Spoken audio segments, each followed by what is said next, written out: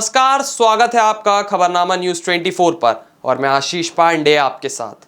मध्य प्रदेश में शिवराज सिंह चौहान की अगुवाई वाली बीजेपी सरकार ने 1 साल का कार्यकाल पूरा कर लिया है, लेकिन इस बार उनका सियासी मिजाज बदला बदला नजर आया। शिवराज ने अपने पिछले 13 साल के कार्यकाल में बीजेपी के उदारवादी के चेहरे के रूप में पहचान बनाई थी। गोल टोपी पहनने से लेकर रमजान में इफ्तार पार्टियां आयोजित करने और ईद पर मुस्लिमों को गले लगाने से कभी परहेज नहीं किया। लेकिन इस बार शिवराज सिंह चौहान ने बीजेपी के राजनीतिक एवं सांस्कृतिक एजेंडे पर सिर्फ अमल ही नहीं किया, बल्कि खुले तौर पर आक्रामक हिंदुत्व की राह पर बढ़ते हुए दिखाई दिए। लव जिहाद कानून से लेकर गो कैबिनेट का गठन, कॉमेडियन मुनव्वर फारूकी की गिरफ्तारी, नेटफ्लिक्स के खिलाफ कानूनी कार्रवाई समेत कई घटनाएं शामिल हैं। प्रदेश में लव जिहाद की घटनाएं सीमित हैं। इसके बावजूद शिवराज सिंह चौहान ने इसके खिलाफ सख्त कानून बनवाने की पहल करने में विलंब नहीं किया।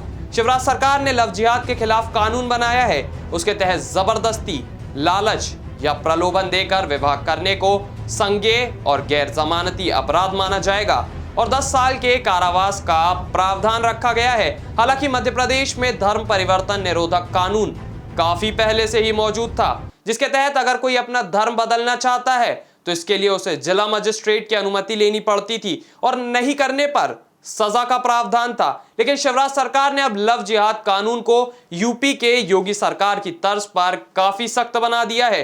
मुख्यमंत्री शिवराज सिंह चौहान ने कहा था कि एमपी की धरती पर लव जिहाद किया तो तबाह हो जाओगे, बर्बाद हो जाओगे, तोड़कर रख दूंगा।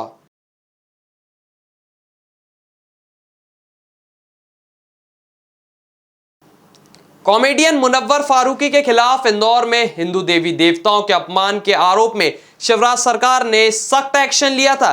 1 जनवरी को इंदौर में एक स्टैंड अप कॉमेडी का इवेंट था।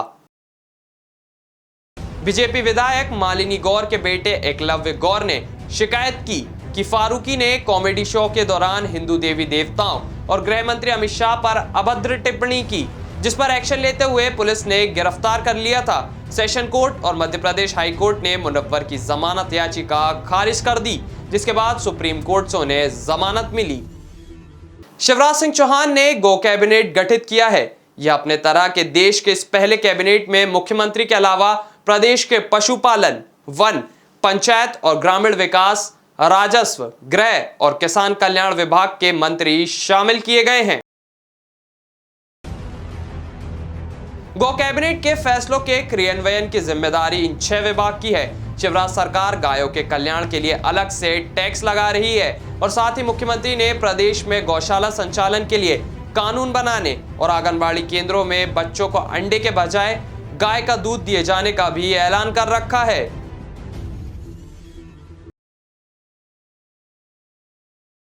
शिवराज सरकार ने नेटफ्लिक्स की web series a suitable boy के एक एपिसोड में मंदिर के अंदर चुंबन के दृश्य दिखाने पर भी काफी सख्त रुख अख्तियार किया था। हिंदू संगठन से जुड़े हुए लोगों ने राम मंदिर निर्माण के लिए चंदा इकट्ठा करने मुस्लिम इलाके से रैली निकाल ली थी। इस बीच 2 समुदायों में पथराव और हिंसा हो गई। इसके बाद प्रशासन ने मुस्लिम परिवार के जिस मकान से पथराव हुए थे उसे ही ढहा दिया।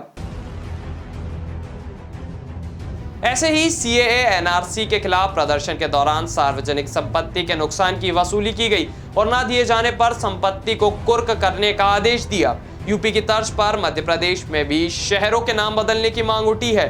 भोपाल की ईदगाह हिल्स का नाम हो गुरु नानक टेकरी, होशंगाबाद को नर्मदापुरम पुकारे, हबीबगंज का नाम अटल जंक्शन और हलाली डैम के नाम बदलने की बात कही जा रही है।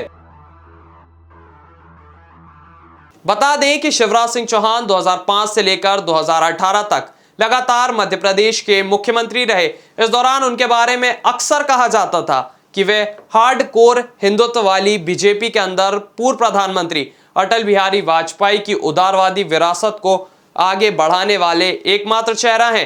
वो ना तो टोपी लगाने से परहेज करते थे और ना ही इफ्तार पार्टी कराने से गुरेज करते थे। इतना ही नहीं, वो ईद पर मुस्लिमों को बधाई देने भी पहुंचते थे।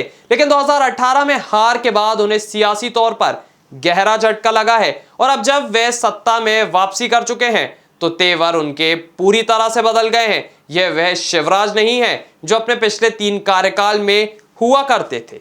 इसलिए सवाल उठते हैं कि क्या मध्य प्रदेश भी वास्तव में उत्तर प्रदेश की तर्ज पर उग्र हिंदुत्व की राह पर निकल पड़े हैं और बीजेपी के हार्डकोर नेताओं को टक्कर दे रहे हैं। नमस्कार।